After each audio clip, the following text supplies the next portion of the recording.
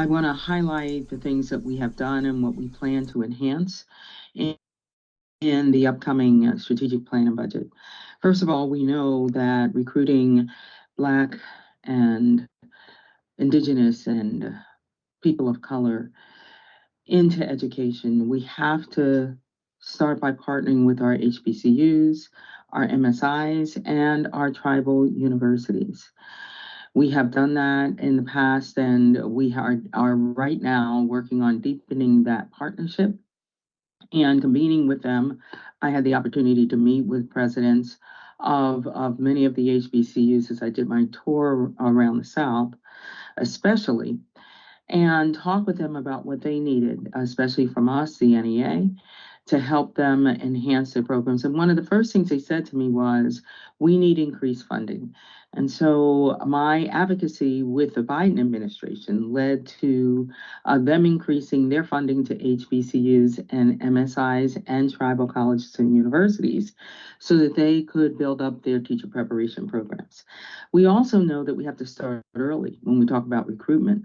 And so the NEA partnered with North Carolina last year to fund their teacher cadet program when the state legislature cut it out of the budget. And it's one of the most successful teacher cadet programs in the country because it focuses in on recruiting specifically students of color into education, starting with in high school and partnering with colleges and universities in the area. Those students are receiving credits in education, so they start with those credits. And one of the most amazing things about that program is that they actually have a rate of anywhere from 70 to 80% of the students of color who come back and teach in their schools. Lastly, we have to remove those barriers to college certification, the costs of college, which I'll talk about a little bit later, as well as the assessments that are required for certification and for ultimate employment. When we talk about artificial intelligence, and more recently, of course, we are talking about ChatGPT and ChatGPT-4 and Plus, it is a discussion that we have to have within our education union. We have to educate people about what it is. And I believe that educators should be leading on developing the purpose for AI as it relates to education, on developing a vision, because we do have to be the ones who innovate in this way. And aspiring educators, of course, are digital natives. And so you know exactly what I mean by that. But we have to set standards around it. So we have to have guardrails where teachers set the terms and the use of AI in education, where we challenge tech companies, because we know the inequities that are built in this system, just like they're built in every system, that will absolutely reflect the bias that are and that just in everything in our society. And so we need to challenge the tech companies to ensure that they have a diversity of creators and designers and IT folks, so that the lens is there at the outset. And we're not only focusing on the back end and identifying and addressing those biases and inequities that are built into these systems that result in the lack of access for our more marginalized students, that result in systems being created that don't see us and aren't built for us and won't respond in ways that reflect the diversity and the inclusion of all cultures in our society. We also have to focus in on the preparation and continuous professional development of educators, and that should be done for educators by educators, which we're currently doing in our micro-credentials program, where we are increasing the number of offerings that we provide for cultural competence, as well as digital development, development of technologies and the use of digital tools and strategies. And finally, we're engaging in fact, I just left the International Summit for the Teaching Profession, where 43 countries came together, and we're talking about this issue of artificial intelligence and what it means in our schools and what we need to be leading on. And so we're going to continue our partnership with Education International, which are affiliates all across the globe, as we wrestle with this problem, as we work with students themselves and create a space for them to have their own agency, and as we lead on the innovation and address the issues of the market forces that we know are in AI, and will create and further widen the gaps of disparities and inequities and access. The shifting demand in the education workforce is an issue that, of course, we have been facing over the last decade. But as with everything else, it's radically changed with the pandemic and the impact of that pandemic on workers and the places that they work, what's needed in the workforce, and that does not exclude education. Education changed drastically during the pandemic, and there are things that we certainly needed to learn from and bring forward after the pandemic. But there are things that changed how we work and interact with each other, how we interact with our students, the resources that we need. All of those things have contributed to the shift in the education workforce. First of all, we have to, as I said earlier, address the cost of higher education. We know that it is out of control, and we've been working with the Department of Education and with the Biden administration to do just that, looking at how we can expand free college or reduce free college access, specifically in community colleges, so our students, especially those who do not have the financial means to go on to college, have an opportunity and access to higher education. We will continue our fight for student loan forgiveness. As you know, the Department of Education led on that work. They were sued, have been sued, and we are working with them, have filed amicus briefs in support of their work on student loan forgiveness, and we will continue to do that. Right now, we have our fight has resulted in millions of dollars being saved by our educators, particularly, of course, our early educators, but even those at the end of their careers. And we will continue that work. We need to work with our aspiring educators, with you, as well as our new educators, to understand and prepare for a future that doesn't exist. It's why I talk all the time about making sure that our students develop those critical thinking and collaborative problem solving skills that they're going to need to solve the wicked and complex problems, not only that exist today, but of the future. And so we need to listen to them. We need to, and you to you, to understand what those problems are and to prepare for that future.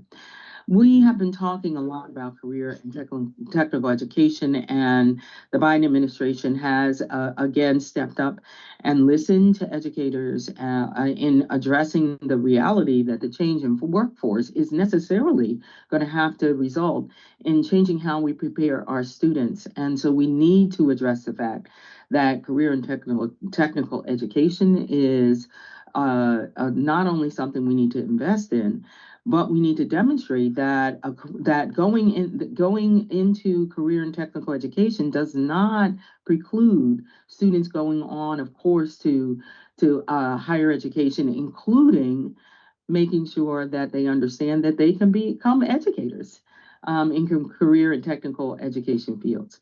And finally, we have to, as always, address continuous learning and leadership and professional development, because a shift in education workforce requires it, but of course we're educators. So we know the value of continuous learning to prepare us for a future that we don't yet know.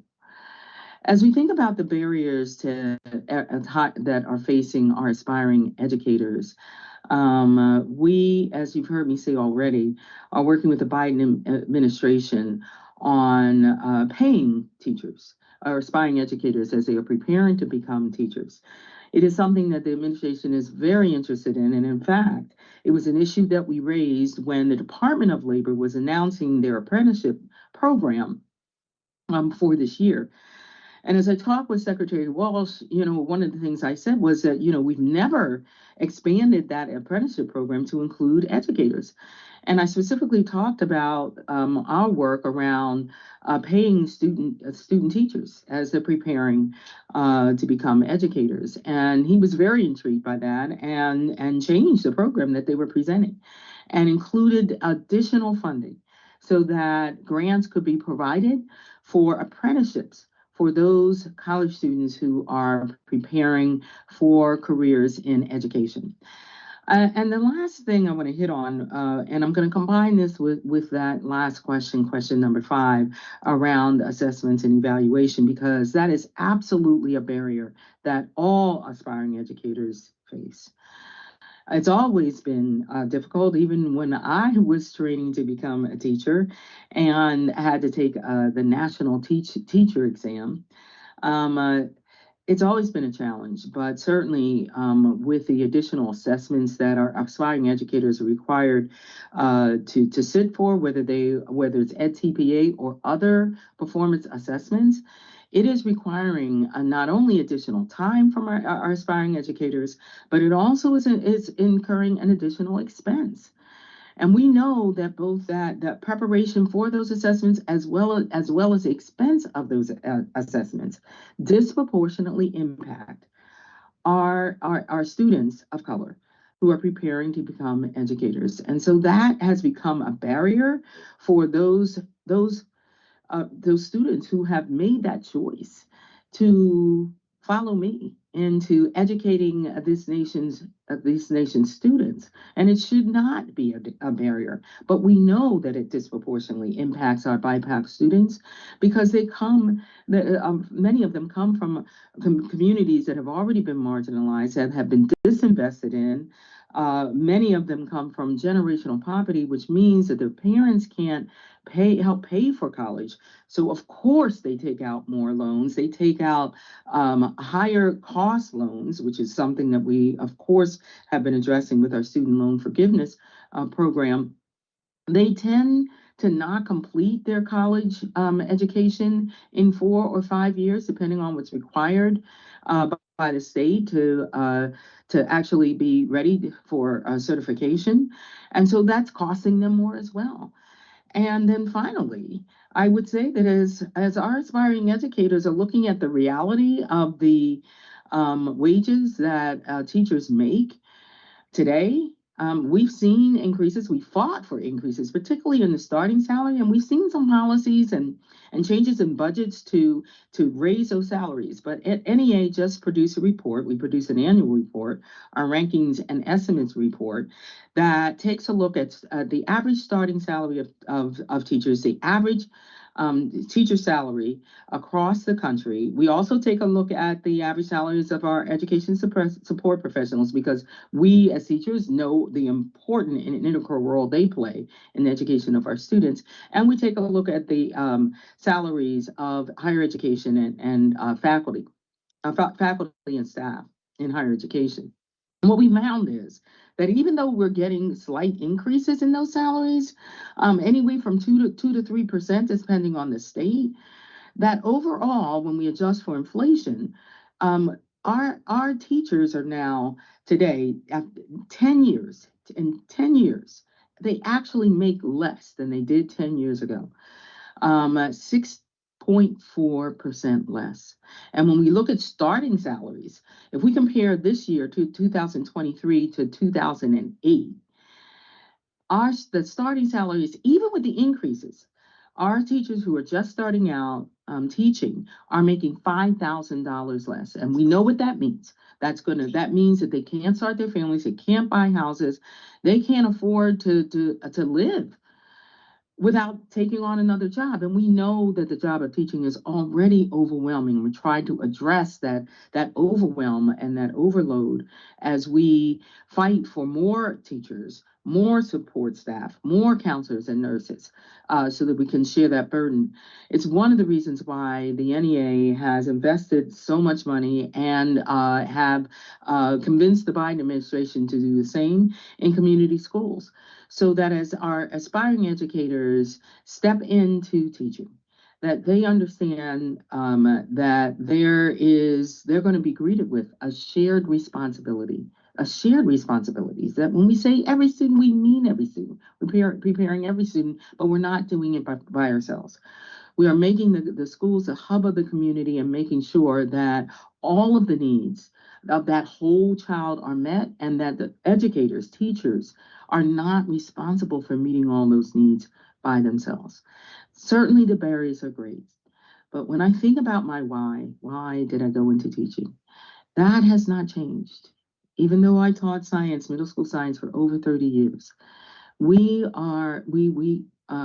of us who are still in the profession, those who have retired from the profession, those of us who have moved on to leadership in our association, still believe that it is the noblest of professions, that it is a calling to not only educate our students, but to take care of them and nurture them and prepare them to be the leaders of a just society. We believe that is the absolute most important role we can play, that public education is the foundation of this democracy. And for us to get to do this job is still something that not only motivates us every day, but that challenges us to make sure that we are strong advocates and fierce activists to ensure that all students, all educators, and all schools are excelling, and everyone knows it. Thank you so very much for this opportunity to talk with you this afternoon, and I look forward to seeing you soon at the Aspiring Educator Conference in June. Thank you so much. See you soon.